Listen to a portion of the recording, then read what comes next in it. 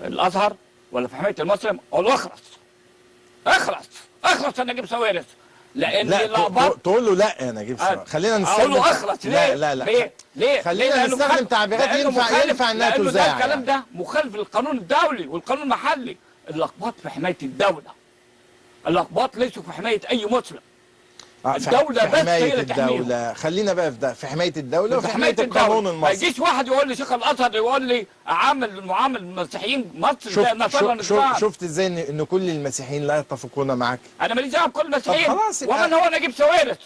هل هو يمثل المسيحيين؟ طيب خلينا بس مش عايزين نحقر من البشر، نحترم غيبة الناس وهي مش موجودة. لو هتتحدث كل واحد يكون محترم ويقول بيتكلم، لما بيتكلم على الاباط يتكلم يا استاذ موريس بس. المسلم لا يدافع عن المسيح ولا يحمي المسيح. المسلم مواطن والمسيح مواطن.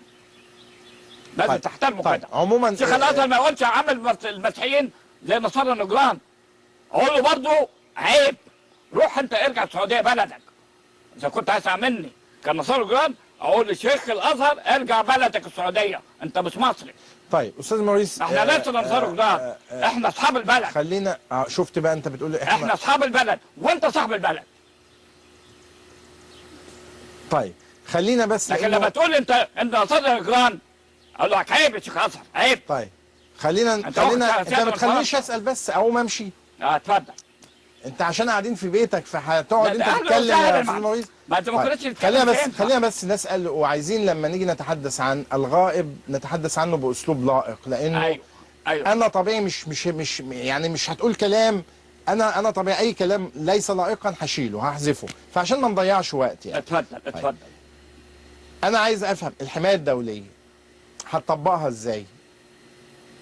يعني عشان تاخد خطوات جاده، خلينا نتكلم في الواقع بقى بعيد يعني، خلينا نبعد بقى خلاص عن التعصب والتشنج. انت بتقول هنعمل الخطوات الجاده اتخذت، وانت شفت تصريحات وزير خارجيه ايطاليا والمندوب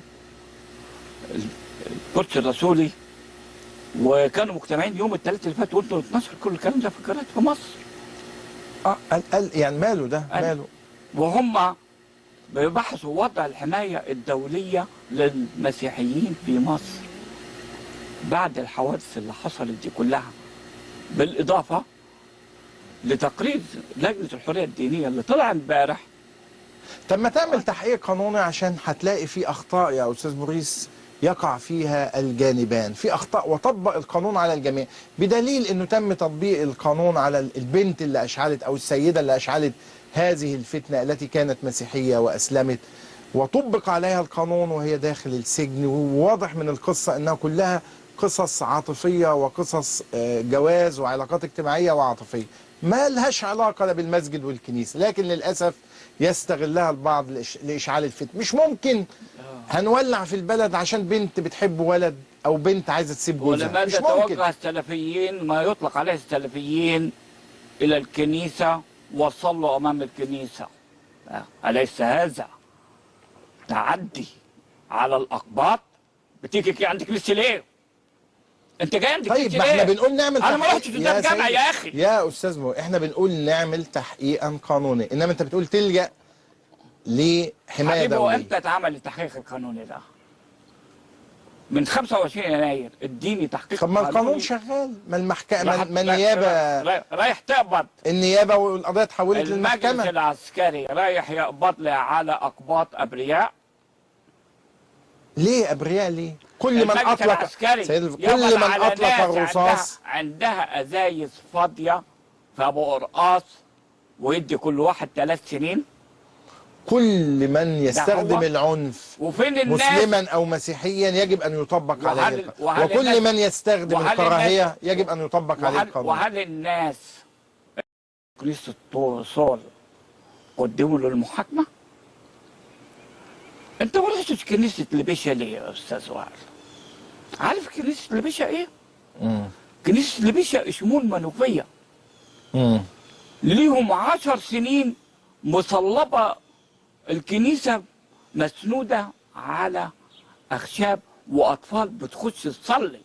الكنيسه كل ما يوم احنا بتاع. ما احنا بنقول لابد من حل من- مشكله الخط الهميوني، بناء يا وترميم بيه، يا الكنائس، استاذ وائل، وان مش يا ممكن أستاذ بناء وائل. كنيسه يحتاج طب الى أنا كل هقول لك هذه حاجة. أنا الموافقات. هقول لك ما انا معاك وانا متفق معاك. بعد ان اثيرت هذه القضيه على قناه الحقيقه وصلها احمد اباظه، اتصلوا بالقسيس مرسوم راعي الكنيسه في البيشه اشمون منوفيه، وانا بدعو الناس كلها تروح تشوف الكنيسه دي. طيب اللي حصل ايه؟ انا اوريك بس عشان الفساد بعد 25 طب يناير. خلي بالك عشان شويه وهنلاقي الجيران طلعوا علينا. لا ما تخافش، لا. انقضوا علينا دلوقتي. الناس اللي يحبونا كلهم. طيب. بعد 25 يناير قالوا له احنا هنيجي عندك يا ابونا، بس عملوا لنا اكل كويس في البيشة اشبون منوفيه، وهنجيب لك ترخيص الترميم. جه الراجل كلفوا نفسهم وناس غلابه وعملوا اكل لبتوع المسؤولين في محافظه المنوفيه. الناس كلوا وقالوا طيب شكرا، ولم يصل تصريح البناء حتى اليوم. طيب. انا بحملك انت يا سيدي انا متفق معاك. انا بحملك انت المسؤوليه. انا متفق معاك لو في مشاكل. طفل من دول مات، شوف لو طفل مات من دول كل المشاكل هنروح المتعلقه نضرب قدام البيت الابيض وهنخلع عريانين قدام البيت الابيض. كل المشاكل المتعلقه باضطهاد الاقباط في مصر اتفق معاك. كل المشاكل المتعلقه من الحكومه، لكن هناك ايضا اخطاء تقع فيها من الحكومه. ما تقوليش اخطاء من مين؟ الكنيسه ويقع فيها بعض المسائل، لكن القانون هو الحل. انت قفل القانون هو الحل. القانون انت عايز تخليني ابني كنيسه، ارمم كنيسه ما تديش تصريح، ابني كنيسه ما تديش تصريح. طب ما انا بقول لك مشكله الخط الهميوني ومشكله بناء وترميم الكنائس يجب ان تحل. قانون مين ده؟ طيب ندخل في ما تيجي تبني جامع هنا حد بيكلمك في امريكا؟ طيب استاذ موريس جوامع حتى بتبنوا جامع في الجراوند زيرو وما حدش بيقول لكم لا. استاذ موريس احيانا